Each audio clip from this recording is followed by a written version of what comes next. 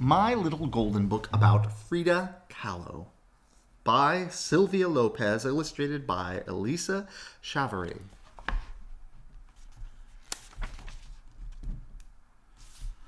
Frida Kahlo was born on July 6th, 1907, just outside Mexico City in a blue house with green shutters. Her father, Guillermo, had built the blue house called La Casa Azul, which is the house blue, and in Spanish they put the adjective behind the noun, so the blue house, for his wife Matilda and their 4 daughters, Matilda, Adriana, Frida, and little Cristina. La Casa Azul's courtyard garden was perfect for exploring. Frida collected rocks, leaves, and insects. She wanted to be a doctor, although at the time girls were not always encouraged to study. One morning, Frida complained of a terrible pain in one leg. She had contracted polio, a disease that keeps muscles from growing properly. We now have a vaccine to prevent polio, but back then nothing could be done. Frida's legs became weak.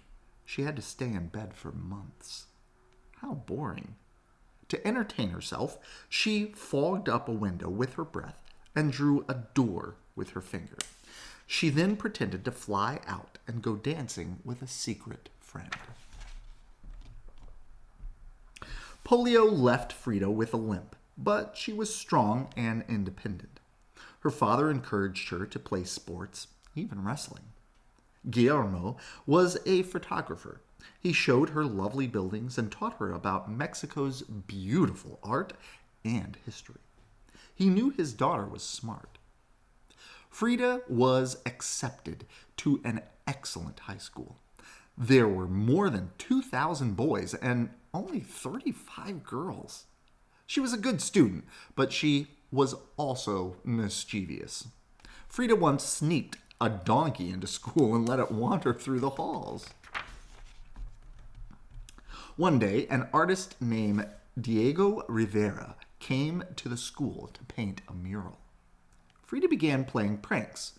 She stole Diego's lunch, she made noises behind his back, but she also loved watching him work.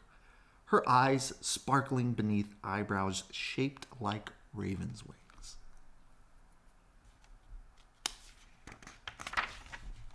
When she was 18, Frida was badly hurt in an accident. After many surgeries, much of her body was placed in a cast. She had to lie on her back for months. Frida could not return to school. She set aside her dream of becoming a doctor, but could move only her arms and hands, so she decided to paint. A mirror was placed under her bed's canopy, and Frida became her own model. And it says, "I paint myself because I am so often alone." When she felt better, she wanted to know whether her paintings were good. She found Diego Rivera high on a scaffold, making another mural, and asked him to look at her work. Diego thought Frida had talent. He began visiting La Casa Azul to discuss art. Though he and Frida were very different, Frida's parents called them the elephant and the dove. And they soon fell in love and were married. Diego was older than Frida and already famous. Frida accompanied him to parties wearing traditional Mexican dresses, jewelry, and hairstyles. And despite pain from her old injuries, she kept painting. Both Frida and her art were as colorful as the Mexican culture she loved. Frida and Diego traveled to several cities in the United States so Diego could paint murals. Frida was so homesick. Her feelings came out in her art. One painting showed a dress floating in the air. This was her way of saying that although she lived in America, her heart was back home in Mexico. An exhibition of Frida's work in New York received a lot of attention. Later, the Louvre Museum in Paris bought one of her paintings, the first piece of art by a 20th century Mexican artist, in its collection. Frida had become world famous. Frida and Diego moved to La Casa Azul. She filled the house with things she loved: ancient pottery, dolls, and lots of pets.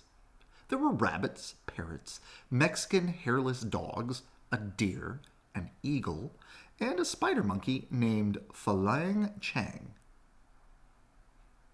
La Casa Azul was a lively place. Frida taught art to talented students, and she threw a party on every Mexican holiday. One day, Mexico City organized a show of Frida's paintings. Her doctors said she was too sick to attend, but Frida dressed in her best outfit, hired an ambulance, and had her bed brought from La Casa Azul to the show. She greeted her admirers lying down. Frida's health had never been good, but that didn't keep her from working every day. She made more self-portraits. She also created beautiful paintings of her family and people she admired. Frida's last painting was of watermelons, red and green like the Mexican flag. On one slice were the words, "Viva la vida," long live life. Frida Kahlo died in La Casa Azul on July 13th, 1954. The home later became the Frida Kahlo Museum. Today, thousands of people visit La Casa Azul each year. Her house is still full of life. Frida would have liked that. That's what that says. Good night. I love you.